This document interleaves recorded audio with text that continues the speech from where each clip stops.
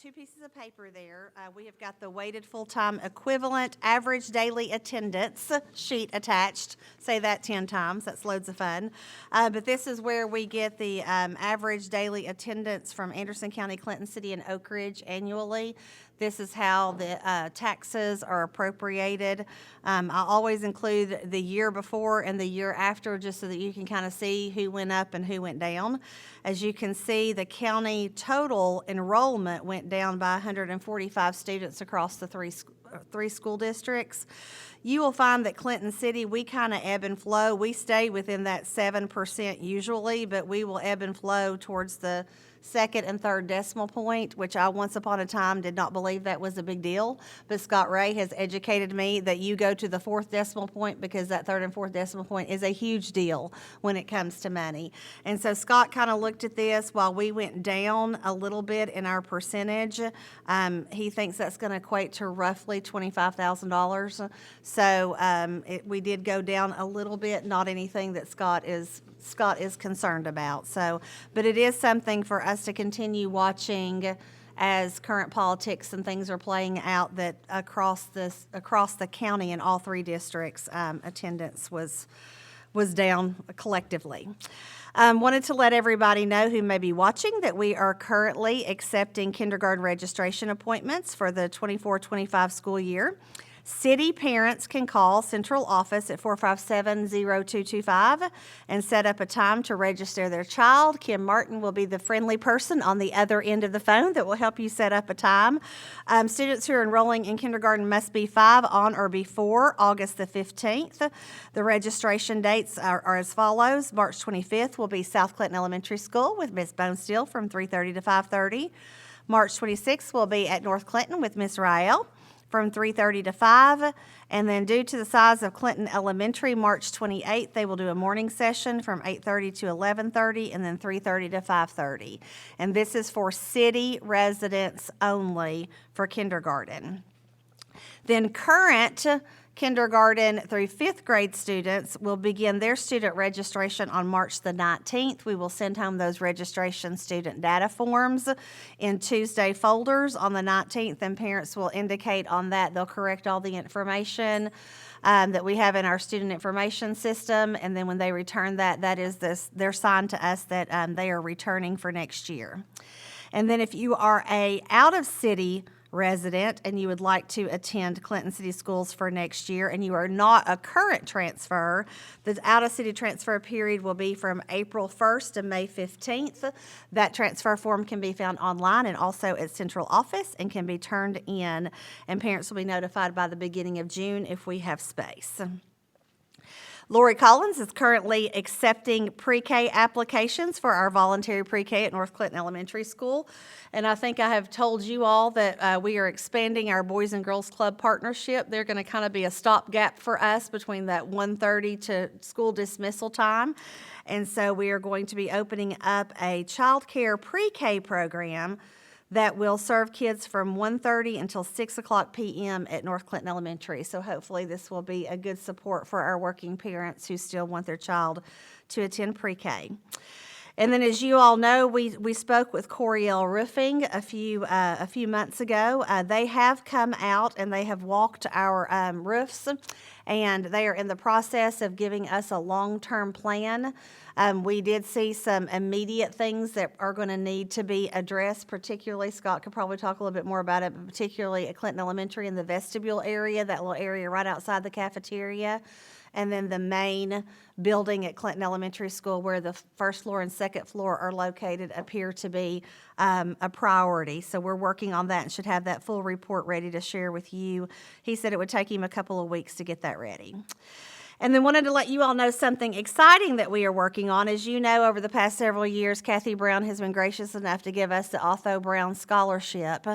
And with the current Grow Your Own programs, we've kind of had to reinvent how we're using this scholarship to help meet the ongoing learning needs of our staff members.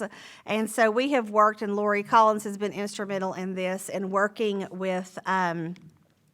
working with UT and the Otho Brown Scholarship, to where we're going to be offering, we're going to start a Clinton City cohort of 5 to 6 teachers. and they will be able to get their official reading endorsement certification through UT. That is 15 hours asynchronous courses that you will take, and we'll be able to offer that to 5 or 6 teachers at no charge. And so we're beginning that process tomorrow, but super excited about that and the impact that it will have on our literacy scores. Right now, testing season is among us, so we're doing our WIDA testing right now with our ELL students, our English language learners. Then we'll do spring break starting tomorrow until March 17th. And then on April 17th, our official TCAP testing will begin. And then wanted to let you know that the state board passed new rules.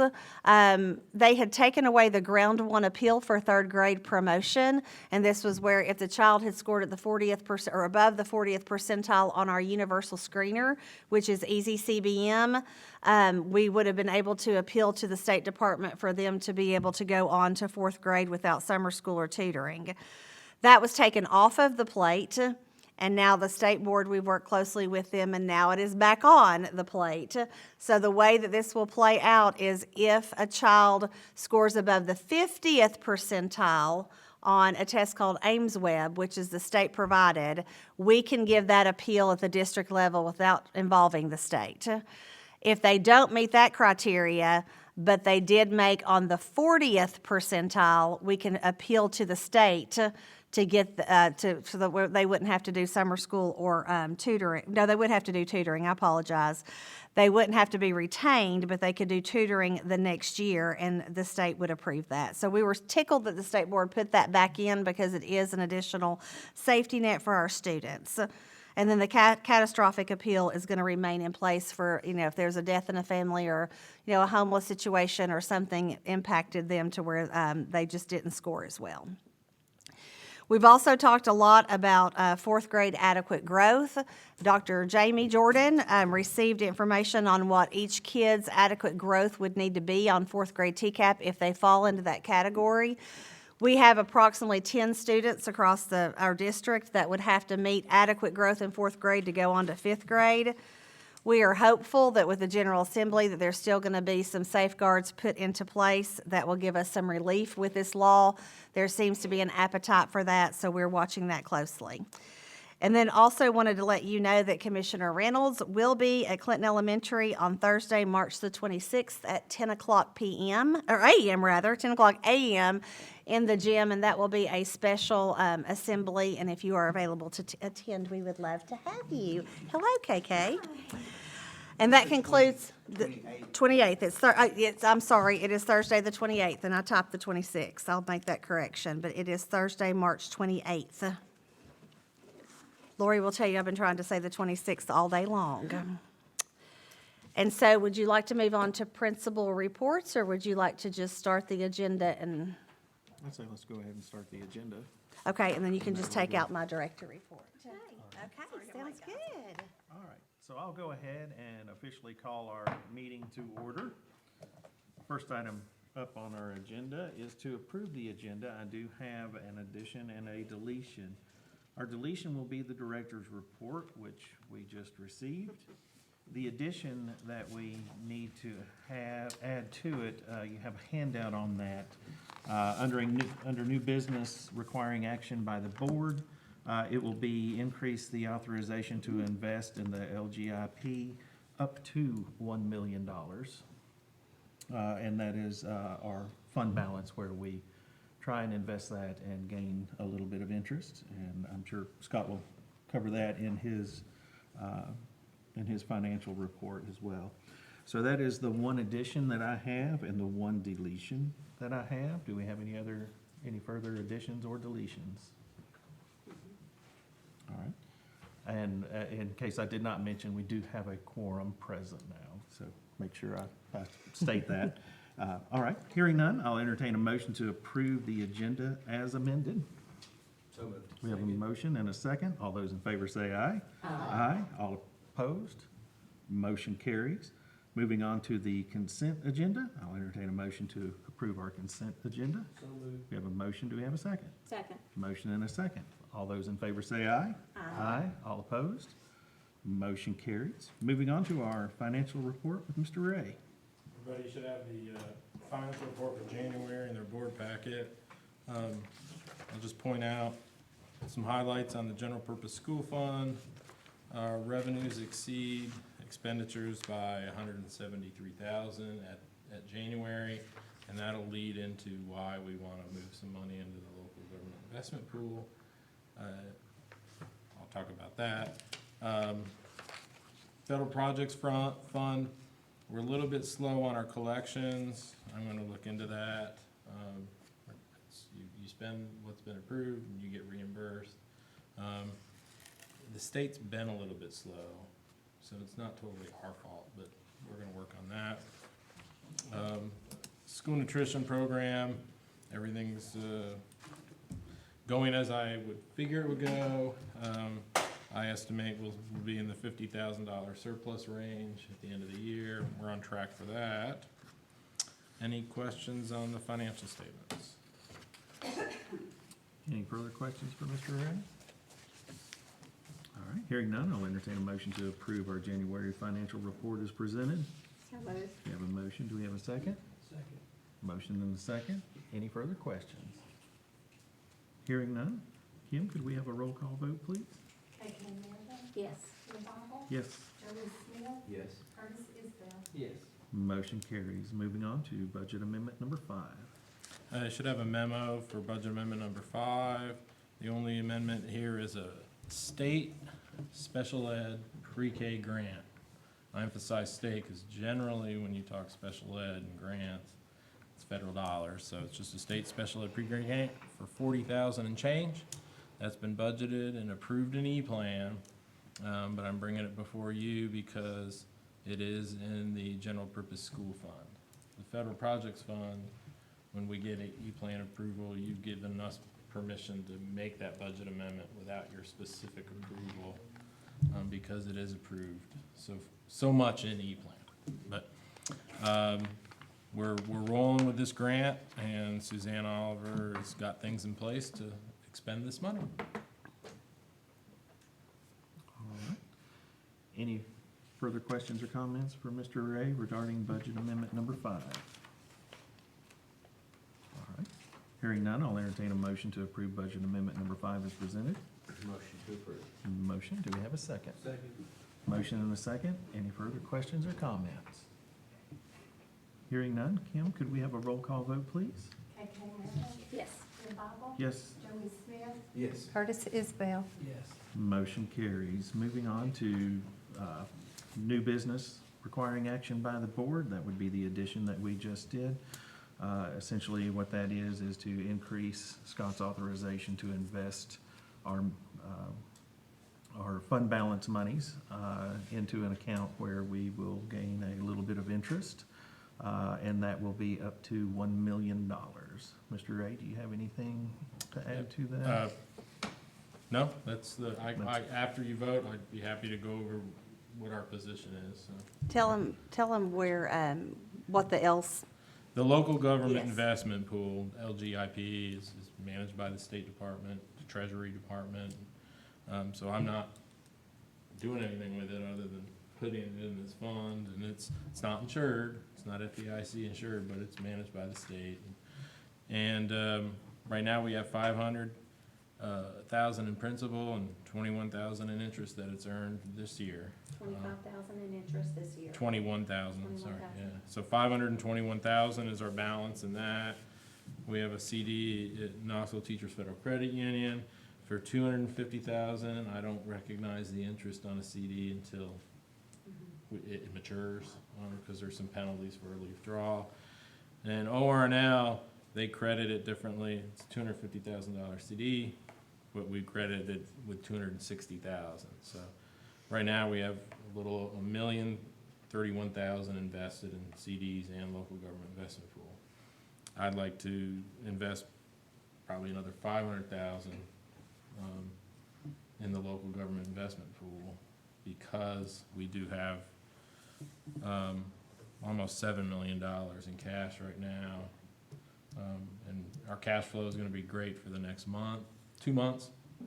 And then it starts to slow down towards the end of the year. It's a little slow in the summer and builds back up in August. And this quarter, February, March, April, gets real heavy again because of property taxes. That's comes flowing in. So, I'm all for a good investment. yeah, me too. All right, any further questions or comments for Mr. Ray? Hearing none, I'll entertain a motion to increase the authorization for the LGIP up to $1 million. So moved. We have a motion, do we have a second? Second. Motion and a second, any further questions or comments? Since that is financially related, Kim, could we have a roll call vote, please? KK Naga, Yes. Tim Bobble. Yes. Joey Smith, Yes. Curtis Isbell. Yes.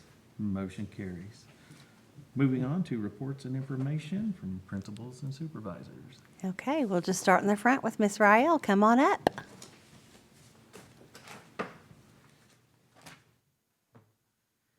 So we are working on, of course, we went to NIAT and to Dallas and got some great, attended some great sessions there to support our path to student ownership, among some other kinds of things that will benefit our instruction. On our PLCs, we're continuing to work on our ELA standards deconstruction, ensuring curriculum alignment. And then in math, we're using our standards and instructional focus documents for success criteria planning.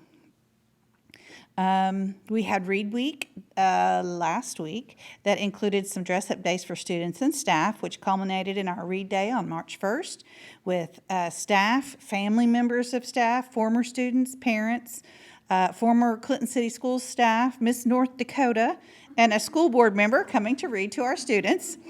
Many thanks to the Read Day Committee, including co-chairs Peyton Tippett and Janie Jackson, for all their time and effort to make the week special for students. We want to welcome Alyssa Bolin, who started teaching art today at North Clinton as interim for Augusta Ridley, and she and students were having a creative and engaging day together. It was quite a lovely day for them. On March 19th, students from Roane State Community College will be doing a presentation for pre-K, K, and first about dental hygiene. And as Director Johnson mentioned, March 26th, 3:30 to 5, kindergarten registration will be at North Clinton. Individual spring pictures are planned for April 2nd, and our STEM Night Committee is planning for a family engagement event for April 4th from 4:30 to 6. Thank you. Miss Bonesteel.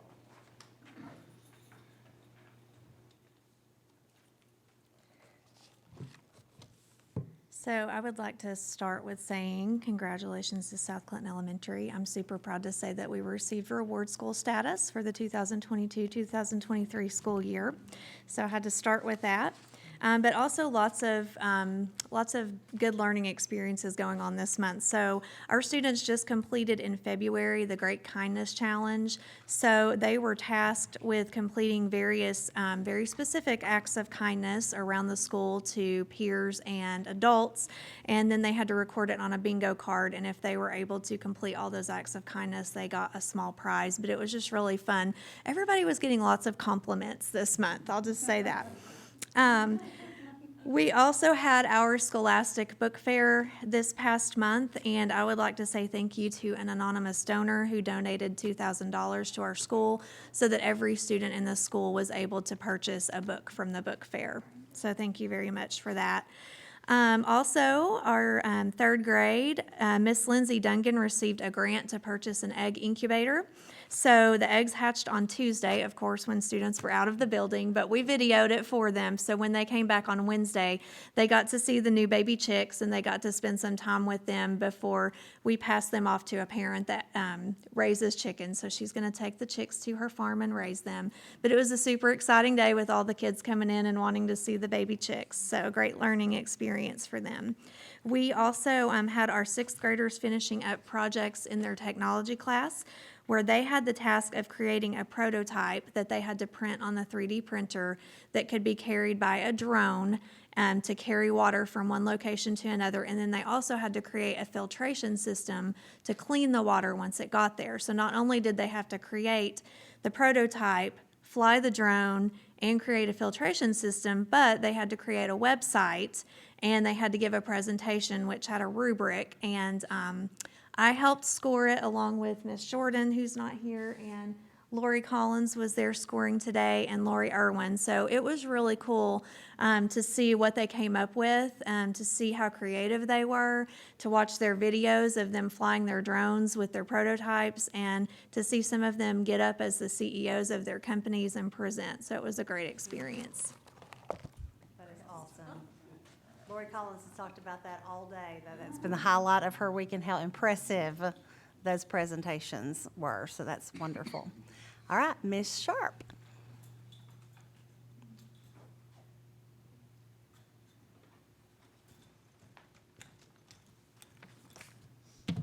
Good evening. We want to start off by thanking Vicki Bible and ORAU for organizing a wonderful STEM night for the kids. We take all this time and we plan Winter Wonderland and different things, but STEM night is always a favorite for all the kids.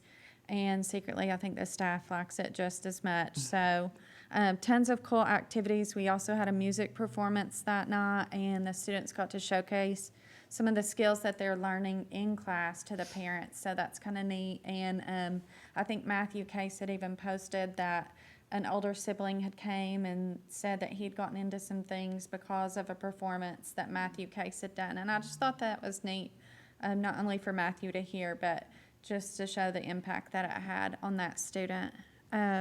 We did go to the NIET conference, and while we didn't win the Founders Award, we were still very honored just to be nominated among these great educators, and we still felt like we were the biggest winners there because the work that we've done with them has impacted our kids so much. We were also designated a reward school this year, so that's a true testament again to how hard our teachers and students have worked, so we're super proud of that. We also had Read Day last week, and the teachers and students dressed up all week, and it's just such a good time for the kids and students to come together and show their love of reading. And we had an assembly on Friday as well where the kids got to see someone read to them, and it's always just like one big party, but it's about academics. It was neat. We had many virtual guest readers, and our student leadership team also put on a little performance. So our PLC meetings, we are continuing with our looking forward and looking back cycle. So we're planning with teachers, and then they are gathering student data and bringing it back for us to analyze. We had parent conferences tonight, and on the 28th of March, we will be having the commissioner at our school. So, Very good, thank you. And just point of clarification, Leanne is doing a read day. It's going to happen in May. So it did not happen in March with Dr. C's Read Week. She's focusing on some good quality instruction time, but her day of fun for Read Day will happen in May. So I wanted to make sure that you all didn't leave thinking she was the fun sucker of the group. No, she had the drones. You had the drones. Yeah, also selfishly, we were in Texas on that day, on March 1st, and I want to be there. We're going to hold off a little bit on it. That concludes our principal reports. All right. Looking over the items for information that we have, next school board meeting will be April the 11th. Sixth grade graduation is May the 23rd. Summer Law Institute is coming up July 18th through the 20th, so please let Ms. Kim know who will be able to attend. And that concludes everything in our reports and information. And thank you, Kelly, for giving your director's report early. And with that, I'll declare this meeting adjourned.